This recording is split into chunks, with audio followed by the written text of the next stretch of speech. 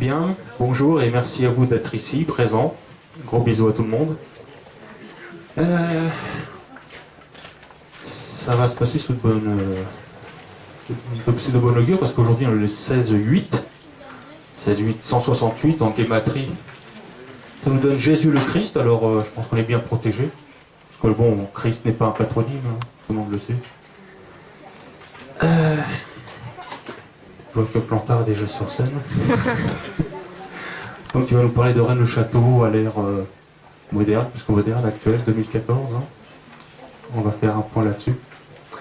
Je vais te céder la parole et tendre l'oreille. Merci. Ok, merci Marc et bonjour à tous. Donc effectivement, on va commencer cette conférence qui a une ambition, c'est de faire un point effectivement sur ce qu'on sait de l'affaire de Rennes-le-Château en 2014. Alors évidemment, quand on parle de Rennes-le-Château, pour la plupart des gens, c'est avant tout une histoire de trésor. On sait que cette passion trésoraire pour Rennes-le-Château, elle commence à une date, en 1956, avec la parution dans la Dépêche du Midi d'une série de 3 articles. La fabuleuse découverte du curé au milliard de Rennes-le-Château. Ce sont ces articles qui vont progressivement installer autour de ce village une véritable fièvre de l'or qui est régulièrement réactivée, puisqu'il y a 2 étés de cela, l'affaire de Rennes, sous cet angle trésoraire, avait de nouveau fait la une des journaux, et là on n'était plus seulement dans la presse locale, puisque en une semaine on était parti de la Dépêche le midi le lundi pour arriver le vendredi à Aujourd'hui en France, et le soir même par un sujet dans le JT de 20h de TF1. Donc pour dire que cette affaire trésoraire de Rennes-le-Château, eh bien, elle passionne encore énormément les esprits, et qu'il suffit d'une annonce même approximative, comme ça avait été le cas à l'époque, pour de suite enflammer les imaginations. Et c'est donc autour de cette histoire, et autour de ce qu'elle est vraiment, que j'ai articulé cette conférence Rennes-le-Château, un point sur l'énigme en 2014. Alors j'ai structuré cette conférence en ce que j'ai appelé différents épisodes d'une série qu'on pourrait appeler l'incroyable histoire de Rennes-le-Château. Et pour commencer, cet épisode 1 de Béranger Saunière à Béranger Saunière Superstar, puisque cette histoire, elle a un héros, et ce héros, c'est le prêtre Béranger Saunière.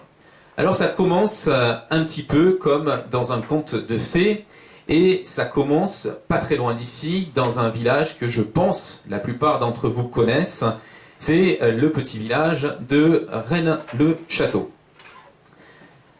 Rennes-le-Château serait sans doute resté dans un certain anonymat s'il n'avait rencontré cet homme, celui par qui le scandale arrive, François Béranger Saunière. Béranger Saunière arrive en 1885 à Rennes-le-Château, c'est un jeune prêtre à ce moment-là, il a 33 ans, il est né en 1852, pas très loin de Rennes, à Montazel, un village que l'on voit depuis la colline inspirée. Béranger Saunière, Rennes-le-Château, c'est sa seconde paroisse en charge. Il commence donc véritablement à Rennes-le-Château sa mission de prêtre qu'il avait esquissée dans la paroisse du Clat, dans les montagnes. Alors l'arrivée en 1885, pendant l'été, est sans doute marquée par une certaine déception chez ce jeune prêtre, puisque en effet l'église qu'il va découvrir est à l'état de quasi-ruine. On le sait puisqu'on a tout au long du 19e siècle un certain nombre de rapports circonstanciés sur l'état des lieux, rapports consécutifs à des visites commandées par l'évêque. Tous ces rapports insistent sur la vétusté du bâtiment, il n'y a plus de vitrail, donc il vente dans cet édifice, et la toiture est également en mauvais état, laisse passer la pluie et menace par endroits de s'effondrer. Spectacle désolant donc pour Béranger Saunière, mais spectacle auquel il va remédier assez vite, puisque dès l'année suivante, en 1886, donc, il va poser l'acte 1 de sa vie à Rennes-le-Château. Cet acte 1, c'est la restauration intégrale de l'église. Cette restauration, elle va avoir une certaine publicité, puisque l'édifice est entièrement consolidé d'une part, mais ensuite rénové, redécoré. On voit arriver de nouveaux vitraux, les peintures sont bien sûr refaites, et puis Béranger Saunière va commander tout un ensemble statuaire assez riche. Cette publicité, il va l'accompagner, pour lui donner plus d'ampleur, d'un certain nombre de fêtes et de cérémonies religieuses, comme cette mission prêchée en 1891. Alors les choses se seraient sans doute arrêtées là si, après ce premier acte, il n'y en avait pas eu un second.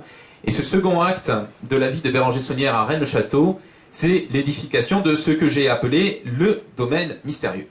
Alors là, on est dans quelque chose qu'on n'attend plus de la part d'un prêtre. C'est-à-dire que Béranger Saunière, à partir des années 1900, va se lancer dans une série de constructions d'aspect civil. On en a un exemple ici avec cette tour de verre devant laquelle pose Béranger Saunière. C'est bien sûr une photo d'époque. Et puis il bâtit aussi une villa, style Renaissance, la villa Béthanie, qu'il va entourer de parcs et de jardins. Évidemment, la fameuse tour néogothique Magdala qui lui sert de bibliothèque, et on sait par ses correspondances que c'est une riche et artistique bibliothèque. Et il va meubler le tout avec une ornementation qui n'a rien à voir avec, là encore, ce qu'on attend d'un prêtre. Voici un exemple d'un élément décoratif de la villa Béthanie. Donc sur la gauche de l'image, c'est un panneau peint que Béranger Saunière a acheté sur catalogue dans une maison de décoration parisienne Homme Décor, un panneau peint sérigraphié dont l'original a été dessiné par l'artiste Art Nouveau Alphonse Muchat. Alors bien sûr, la villa Béthanie compte quelques crucifix, quelques images pieuses, comme toute maison bourgeoise à l'époque, mais la tonalité est très clairement artistique. Une des pièces de la villa comporte encore la tapisserie d'origine, tapisserie très Art Nouveau. Elle comporte également une lampe japonisante.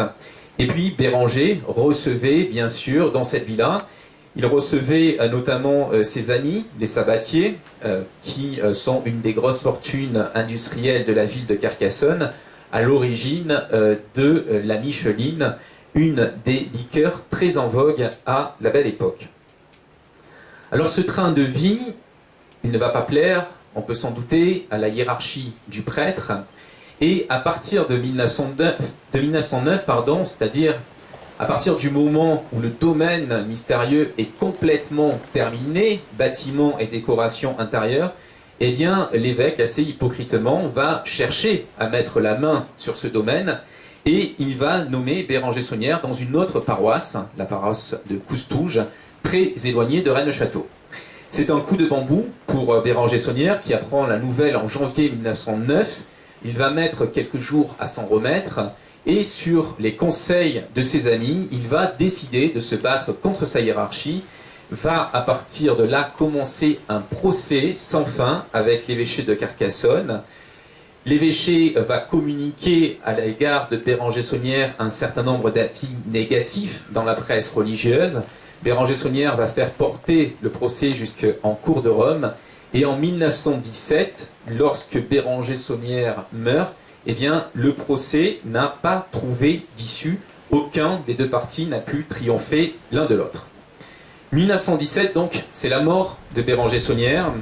Et à ce moment-là, c'est Marie Desnarnaud, qui est sa servante depuis de longues années, qui va hériter de l'ensemble de ce domaine bâti par le prêtre. Il faut savoir en effet que Marie, depuis longtemps, est la propriétaire légale des biens de Béranger Saunière. Elle va donc continuer à y vivre. Évidemment, se pose la question de leur relation, de la nature de leur relation. Tout ce qu'on peut dire au jour d'aujourd'hui, c'est que c'est une relation de proximité, d'intimité, mais qu'il n'y a apparemment pas de relation amoureuse.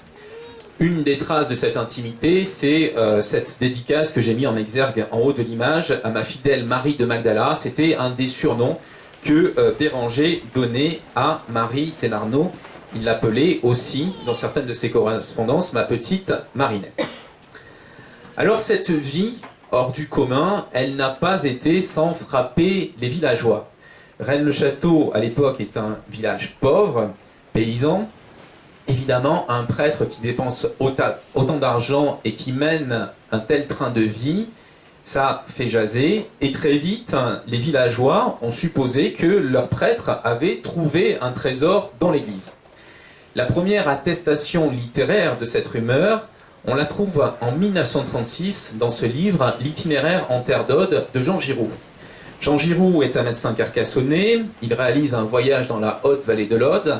Il en rend compte dans cet ouvrage, il parle de sa montée à Rennes-le-Château, il décrit l'état quasi ruineux de certaines maisons et il dit être frappé lorsqu'il arrive au sommet du village par le caractère neuf et luxueux des maisons qu'il découvre, de la maison, c'est-à-dire la Villa Béthanie et puis la Tour Magdala. Et il note à ce sujet, c'est la maison d'un curé qui aurait bâti cette demeure somptueuse avec l'argent d'un trésor trouvé, disent les paysans. Donc, moins de 20 ans après la mort de Béranger Saunière, le prêtre fait encore parler de lui et on raconte dans le village qu'il a découvert un trésor.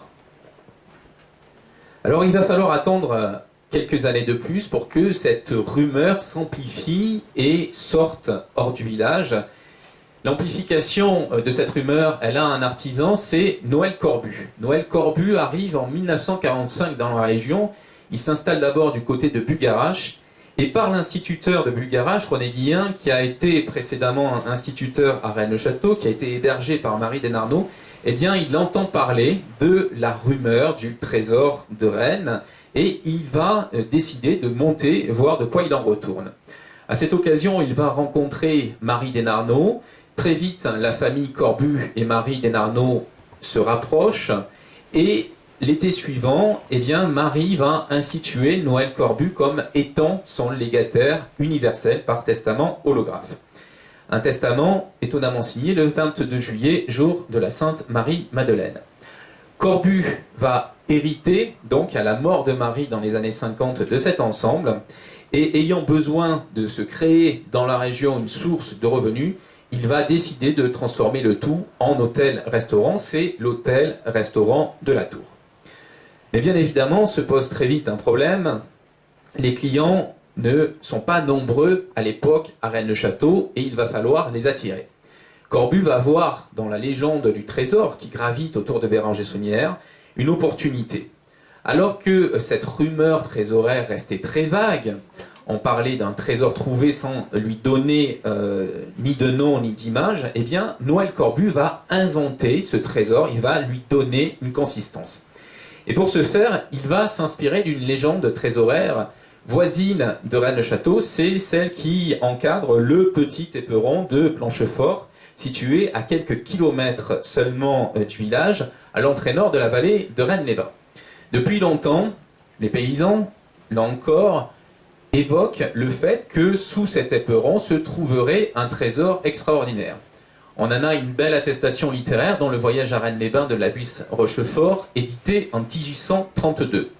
Tout près de nous étaient les débris de cette forteresse de Blanchefort, où le diable garde depuis longtemps un immense trésor. Les gens du pays croient qu'il se compose positivement de 19 millions et demi en or. Corbu va s'inspirer de cette légende, il va reprendre un chiffre quasi similaire, et sur une bande magnétique, il va enregistrer le récit de la découverte de Saunière, bande magnétique qu'il fait écouter à ses clients. En voici un extrait. Toujours d'après les archives qui donnent une liste du trésor, celui-ci se composait de 18 millions et demi de pièces d'or en nombre, soit en poids environ 180 tonnes, plus de nombreux joyaux et objets religieux. Sa valeur intrinsèque, d'après cette liste, est de plus de 50 milliards. Par contre, si l'on prend sa valeur historique, la pièce d'or de cette époque valant 412 000 francs, on arrive à 4 000 milliards. Ça va fasciner les esprits puisque on parle dès lors d'un trésor absolument colossal, on n'est plus dans la simple rumeur paysanne. Et évidemment, un jour, un journaliste qui vient dîner chez Noël Corbu entend cette histoire et est fasciné par elle. Ce journaliste, c'est Albert Salamon. Il va signer dans la Dépêche du Midi une série de 3 articles, ceux que j'évoquais en ouverture de cette conférence, la fabuleuse découverte du curé au milliard de Rennes-le-Château. D'un coup de pioche dans un pilier du maître-autel, l'abbé Saunière met à jour le trésor de Blanche de Castille. Alors cet article, cette série d'articles va être le coup d'envoi d'une véritable déferlante médiatique locale, puisque régulièrement la presse locale d'abord va revenir sur le trésor de la Bessonnière. Plusieurs articles paraissent très régulièrement dans les années 60 sur le sujet. Et en 62, on va avoir dans Trésor du Monde, un livre de Robert Charroux, président du Club international des chercheurs de trésors, qui à l'époque a une réelle envergure médiatique. On va avoir un chapitre entier consacré au trésor de la Bessonnière dans un ouvrage grand public. C'est une première et ça va effectivement contribuer à nationaliser l'intérêt pour ce trésor mystérieux de la baie. Ainsi, progressivement, entre la fin des années 60 et les années 80, la rumeur, tout d'abord locale, va se transformer d'un point de vue littéraire en mythe universel. En effet, en 67 va paraître le premier livre entièrement consacré au trésor de Rennes-le-Château. C'est L'Or de Rennes ou la vie insolite de Béranger Saunière, curé de Rennes-le-Château, de Gérard de Sède, aux éditions Julliard, donc une grosse maison d'édition française. C'est un important succès de librairie, très vite décliné en édition de poche. Et en 82 paraît à Londres le premier livre d'origine étrangère sur le sujet, Holy Blood, Holy Grail, d'un trio d'anglais, dont Henry Lincoln, qui travaille pour la BBC. Un livre qui va ouvrir sur une nouvelle interprétation du mystère de Rennes-le-Château, puisque à partir de là, on ne dit plus que la Bessonnière a trouvé un trésor monétaire, a trouvé de l'or ou des joyaux, mais qu'il a trouvé un secret, des documents échappés à l'histoire officielle qui remettraient en cause le christianisme. Ainsi, c'est progressivement tissé autour de Béranger Saunière ce qu'on peut qualifier de véritable mythe. L'histoire qu'on raconte est complètement différente à partir de ces ouvrages, de ce que disaient les paysans à l'origine.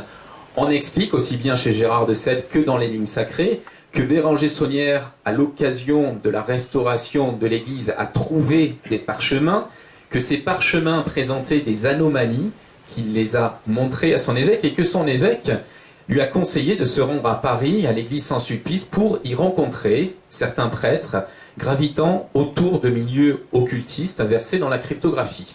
À Paris, Béranger Saunière aurait rencontré la grande cantatrice de l'époque, Emma Calvé, dont on sait qu'elle fréquentait les milieux occultistes, et il se serait rendu au Louvre pour en revenir avec une copie du tableau de Nicolas Poussin que j'ai mis ici en représentation, Les Bergers d'Arcadie, tableau qui serait lié, d'après ce roman, au mystère de Rennes-le-Château.